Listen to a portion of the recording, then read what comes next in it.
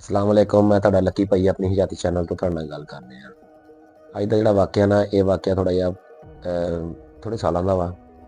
ਮੈਂ ਤੇ ਮੇਰਾ ਕਜ਼ਨ ਨਾ ਮੋਟਰਸਾਈਕਲ ਤੇ ਆ ਰਹੇ ਸੀ, ਤੇ ਮੋਟਰਸਾਈਕਲ ਤੇ ਅਸੀਂ ਆ ਰਹੇ, ਤੇ ਮੋਟਰਸਾਈਕਲ ਮੈਂ ਚਲਾ ਰਿਹਾ, ਪਿੱਛੇ ਉਹ ਮੇਰੇ ਬੈਠਾ ਆ ਤੇ ਅਸੀਂ ਆ ਰਹੇ, ਤੇ ਮੈਨੂੰ ਨਾ ਸਾਡੇ ਲਾਗੇ ਬੰਦਾ ਕ੍ਰਾਸ ਕਰਦਾ ਜਾਂਦਾ ਉਹ ਸਲੋ ਸਪੀਡ 'ਚ, ਯਾਨੀ ਕਿ ਇੰਨੀ ਜ਼ਿਆਦਾ ਤੇਜ਼ ਨਹੀਂ। ਸਾਡੀ ਆਦਤ ਵੈਸੇ ਵੀ ਅਸੀਂ ਸਲੋ ਤਕਰੀਬਨ ਆਸਤਾ ਹੀ ਜਾਣਾ ਹੁੰਦਾ ਜਿੱਥੇ ਵੀ ਜਾਣਾ, ਸਲੋ ਸਪੀਡ ਜਾਂਦੇ। ਤੇ ਉਹ ਜਿਹੜੇ ਕਾਗਜ਼ ਚੁੱਕਣ ਵਾਲੀਆਂ ਜਿਹੜੀਆਂ ਹੁੰਦੀਆਂ ਨਹੀਂ ਉਹ ਬੁੜੀਆਂ, ਉਹਨਾਂ ਦੇ ਗਧਾ ਗਾੜੀ ਖੋਤਾ ਜਿਹੜੀ ਉਹਨਾਂ ਨੂੰ ਪਾਰ ਕਰਕੇ ਜਦੋਂ ਮੈਂ ਲੰਘਿਆ ਨਾ, ਤੇ ਮੈਨੂੰ ਕਹਿੰਦਾ ਯਾਰ ਉਹ ਬੁੜੀਆਂ ਨਾ ਗਾਲਾਂ ਕੱਢਣ ਦੀਆਂ ਸੀ।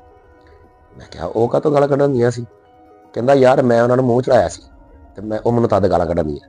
ਯਾਰ ਸ਼ਰਾਰਤ ਦੇ ਵਿੱਚ ਵੀ ਮੈਨੂੰ ਅਜੇ ਤੱਕ ਗੱਲ ਨਹੀਂ, ਜਦੋਂ ਵੀ ਮੈਂ ਕਿਤੇ ਨਾ ਜਾਂਦਾ ਹੁੰਦਾ ਨਾ, ਤੇ ਜਦੋਂ ਮੈਨੂੰ ਯਾਦ ਆਉਂਦਾ ਨਾ ਕਿ ਉਹ ਨਾ ਕਿ ਜਦੋਂ ਆਉਣਾ ਜਾਣਾ, ਤੇ ਉਦੋਂ ਨਾ ਜਦੋਂ ਇੱਦਾਂ ਦਾ ਕੋਈ ਰੇਹੜੀ ਲੰਘਣੀ, ਤੇ ਮੇਰੇ ਜ਼ਿਹਨ 'ਚ ਉਹ ਵਾਕਿਆ ਜ਼ਰੂਰ ਯਾਦ ਆਉਂਦਾ ਮੇਰੇ ਨਾ ਕਜ਼ਨ ਦਾ, ਕਿ ਜਦੋਂ ਉਹ ਮਤਲਬ ਕਿ ਯਾਰ ਉਹ ਗਾਲਾਂ ਕੱਢਣ ਦੀ। ਮੈਂ ਉਹਨੂੰ ਪੁੱਛਿਆ ਕਿਉਂ ਕੱਢਣ ਦੀ? ਯਾਰ ਮੈਂ ਉਹਨਾਂ ਨੂੰ ਛੇੜਿਆ ਸੀ। ਛੇੜਨਾ ਤਾਂ ਫਿਰ ਜਦੋਂ ਕਿਸੇ ਨੂੰ ਸ਼ਰਾਰਤ ਕਰਨੀ ਜਾਂ ਕਿਸੇ ਨੂੰ ਛੇੜਨਾ ਉਹਨੇ ਫਿਰ ਗਾਲਾਂ ਹੀ ਕੱਢਣੀਆਂ। ਉਹਨਾਂ ਦੀ ਤਰਬੀਅਤ ਗਾਲਾਂ ਗੂਲਾਂ ਵਾਲੀ ਹੁੰਦੀ ਹੈ, ਸਾਡੇ ਵਰਗਿਆਂ ਦੀ ਤਰਬੀਅਤ ਇਹ ਨਹੀਂ ਹੈ, ਠੀਕ ਹੈ ਨਾ। ਲੇਕਿਨ ਇਹ ਉਹਨਾਂ ਨੂੰ ਮੂੰਹ ਚੜਾ ਕੇ ਆਇਆ ਸੀ, ਤੇ ਉਹਨਾਂ ਨੇ ਅੱਗੇ ਗਾਲਾਂ ਕੱਢੀਆਂ। ਉਹ ਅਜੇ ਵੀ ਤੱਕ ਕਦੀ ਵੀ ਸਾਨੂੰ ਨਾ ਵਾਕਿਆ ਕਦੀ ਵੀ ਨਹੀਂ ਭੁੱਲਿਆ ਹੈਗਾ, ਅਕਸਰ ਸਾਨੂੰ ਯਾਦ ਆਉਂਦਾ ਰਹਿੰਦਾ। ਬਾਕੀ ਸ਼ਰਾਰਤਾਂ ਇੱਦਾਂ ਦਾ ਤੁਸੀਂ ਵੀ ਕਦੀ ਕਿਸੇ ਨਾਲ ਸ਼ਰਾਰਤ ਕੀਤੀ ਹੋਵੇ ਜਿਸ 'ਚ ਕਿਸੇ ਦਾ ਨੁਕਸਾਨ ਨਾ ਹੋਇਆ ਹੋਵੇ, ਤੇ ਕਮੈਂਟਸ ਜ਼ਰੂਰ ਦੱਸਿਓ। ਬਾਕੀ ਦੁਆਵਾਂ ਯਾਦ ਰੱਖਿਓ। ਬੜੀ ਮਿਹਰਬਾਨੀ। ਅੱਲਾ ਹਾਫਿਜ਼।